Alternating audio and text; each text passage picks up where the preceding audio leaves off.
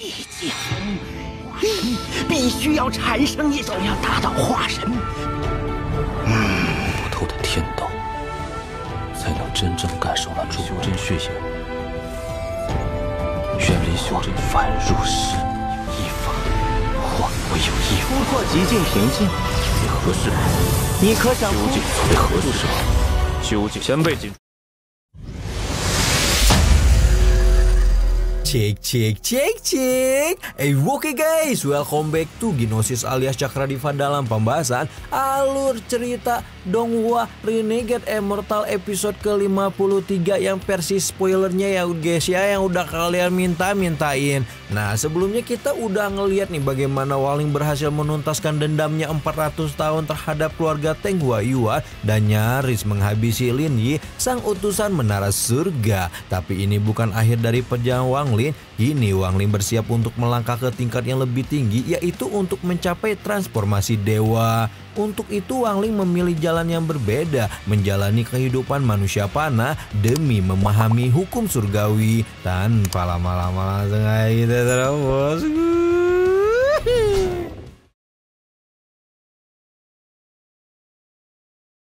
Saat Wang Ling hendak meninggalkan negara Zhou, ia tiba-tiba merasakan kehadiran seorang kultivator kuat yang bergerak dengan kecepatan tinggi menuju lokasinya. Lalu Wang Ling segera menyembunyikan alarm berbahaya, memaksanya mempercepat langkah dan meninggalkan negara Zhou secepat mungkin. Namun pengejar itu tidak menunjukkan tanda-tanda menyerah. Kejar-kejaran sengit pun terjadi dengan Wang Ling mencoba berbagai cara untuk menjauh. Sesekali ia melepaskan petir merah Rana Ekstrim untuk berusaha menghentikan pengejaran. Kilatan petir merah menghantam udara, memecah keheningan dengan kekuatan yang cukup menghancurkan gunung. Namun pengejar itu tetap gigih dan tak terhentikan.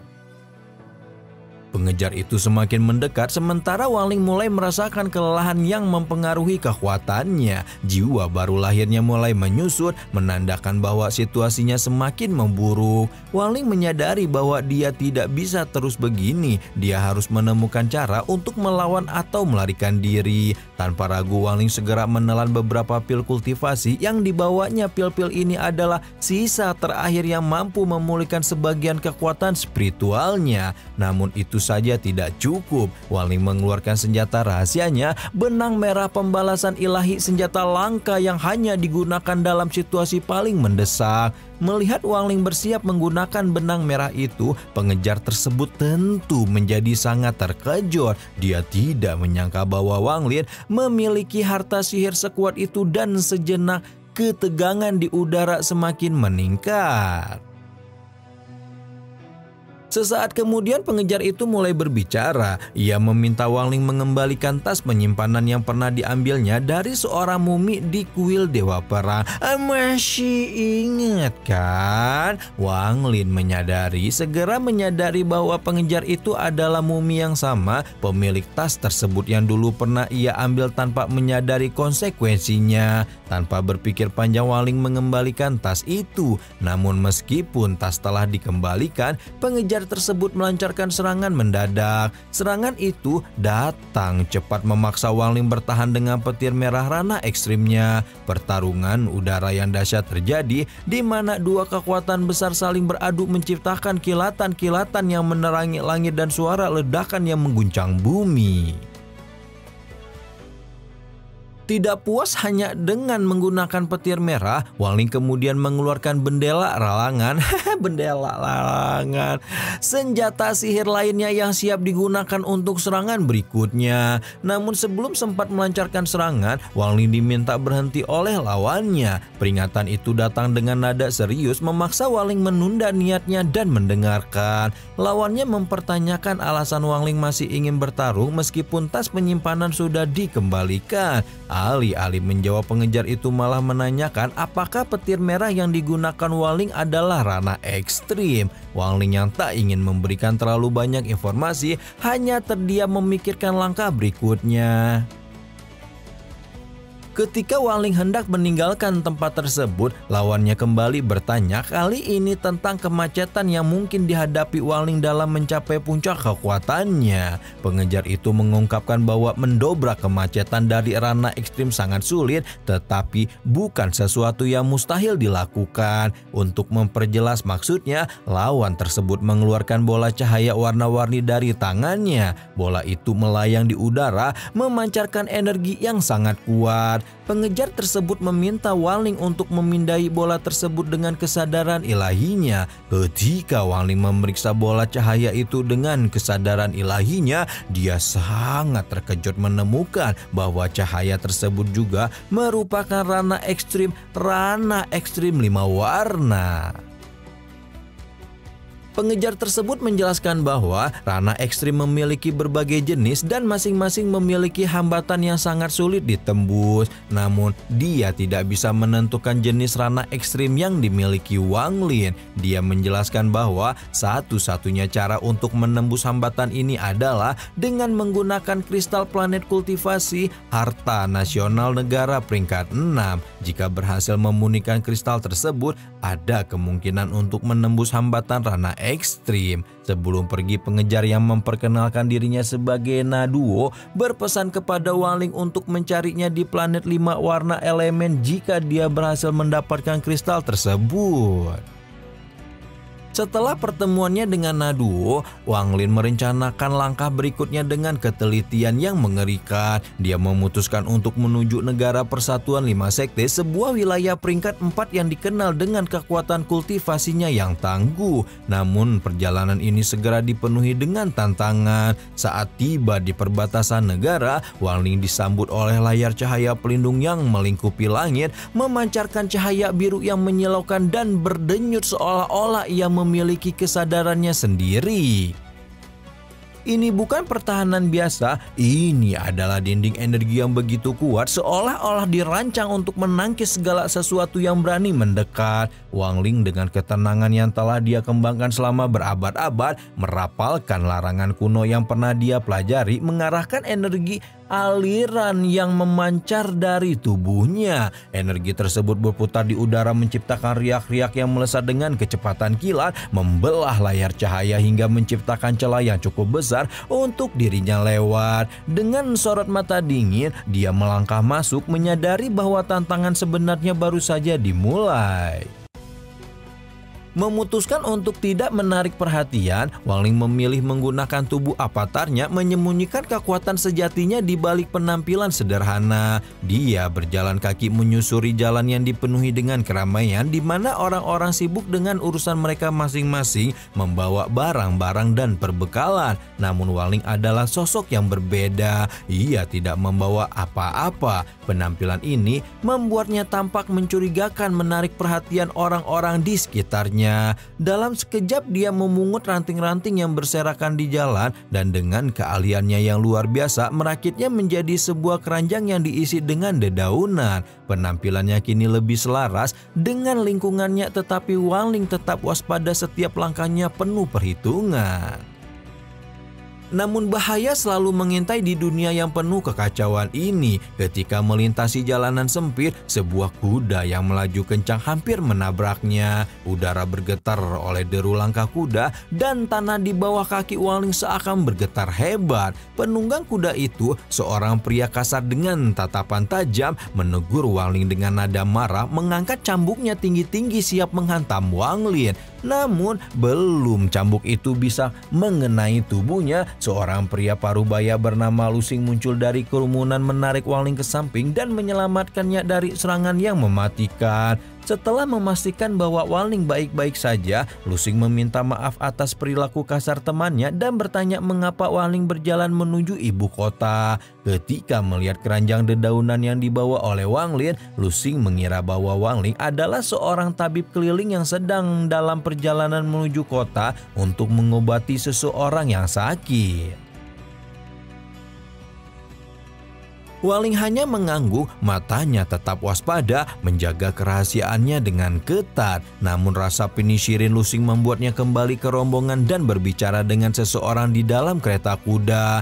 Tak lama kemudian dia kembali dan menanyakan apakah Wangling memiliki obat untuk mengatasi angin duduk yang sedang dialami oleh seseorang dalam rombongannya. Wangling setuju untuk memeriksa pasien tersebut. Saat dia mendekati kereta, suasana berubah menjadi tegang. Suara gemuruh dari kuda-kuda yang beristirahat, cahaya lilin yang berkelip-kelip di dalam kereta, dan aroma obat-obatan yang tajam menyelimuti udara. Setelah melakukan pemeriksaan yang cermat, Wangling segera menyadari bahwa pasien itu tidak terkena angin duduk, melainkan diracuni oleh zat berbahaya yang merusak energi vitalnya.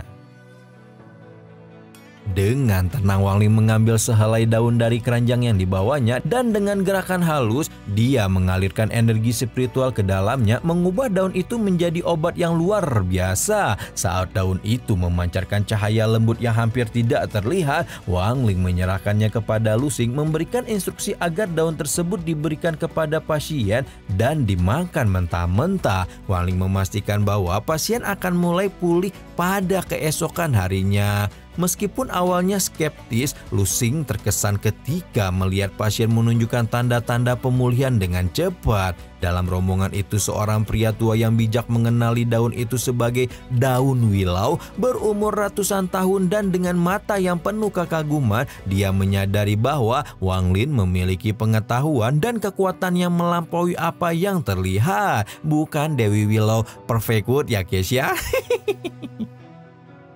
Melihat kemampuan luar biasa Wangling, pria tua itu mengundangnya untuk bergabung dengan rombongan mereka. Tanpa ragu mereka menawarkan seekor kuda untuk ditunggangi oleh Wangling. Saat rombongan melanjutkan perjalanan, energi spiritual dalam tubuh Wangling mulai bergerak dengan sendirinya, menarik energi dari sekitarnya dan membentuk kabut merah tebal yang menyelimuti tubuhnya. Kabut ini tidak hanya sekedar simbol kekuatan, ini adalah aura pencabut nyawa yang dia kembangkan selama 400 tahun terakhir, sebuah tanda dendam yang masih menyala di hatinya.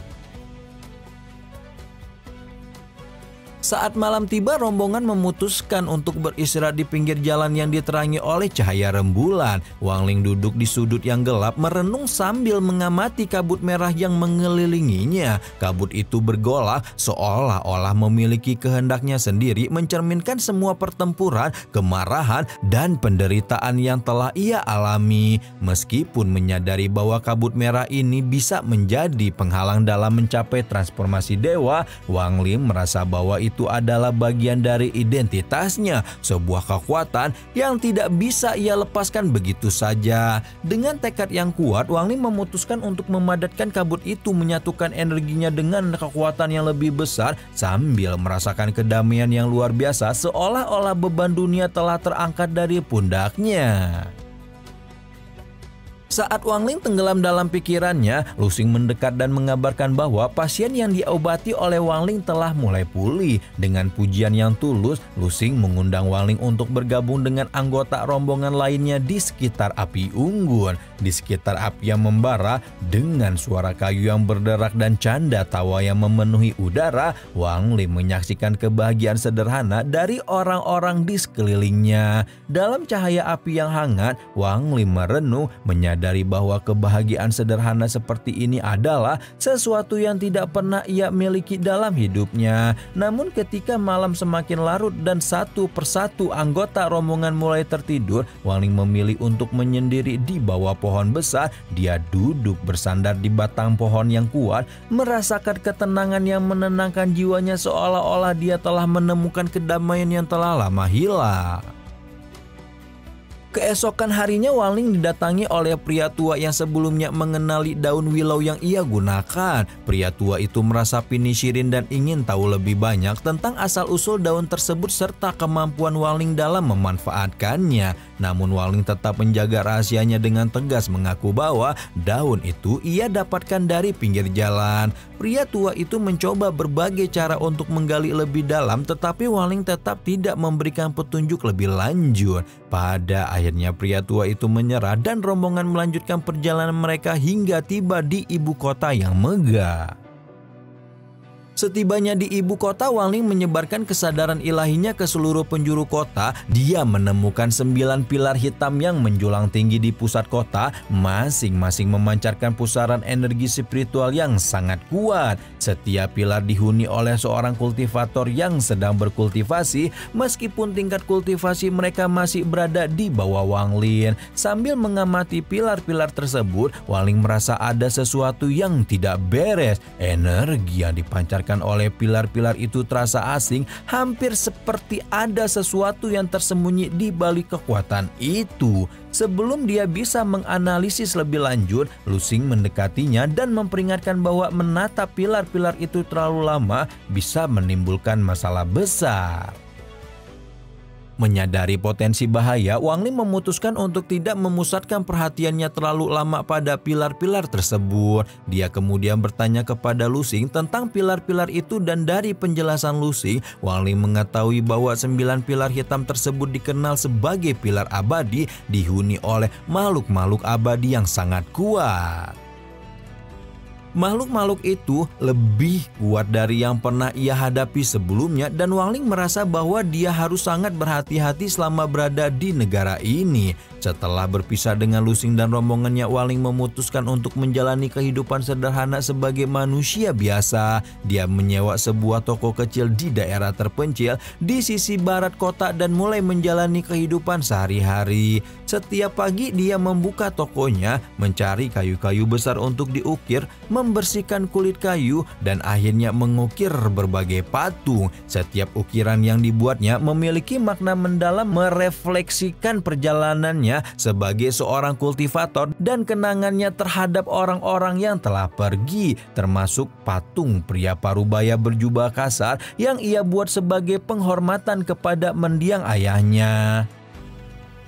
Selama proses itu, Wang Ling sering terhanyut dalam pikirannya mengenang perjalanan panjang yang telah ia lalui. Dia sadar bahwa meskipun dia telah mencapai banyak hal, dunia ini masih penuh dengan misteri dan tantangan yang belum dia ketahui. Saat dia menatap patung ayahnya yang telah selesai, Wang Ling merasakan kedamaian yang belum pernah dia rasakan sebelumnya. Dia tahu bahwa dendamnya telah terbalas dan beban berat di pundaknya telah terangkat. Namun Wang Ling juga menyadari bahwa masih ada banyak hal yang perlu dipelajari dan dikuasai di dunia ini. Wang Ling yang kini lebih kuat dan bijaksana tidak lagi tergesa-gesa dalam mengejar kekuatan. Dia memahami bahwa kekuatan sejati tidak hanya terletak pada kemampuan menghancurkan, tetapi juga pada pemahaman dan penerimaan kehidupan itu sendiri. Dengan tekad baru, Wang Ling memutuskan untuk melanjutkan perjalanannya. Kali ini bukan hanya untuk menjadi lebih kuat, tetapi untuk benar-benar memahami esensi kehidupan dan alam semesta.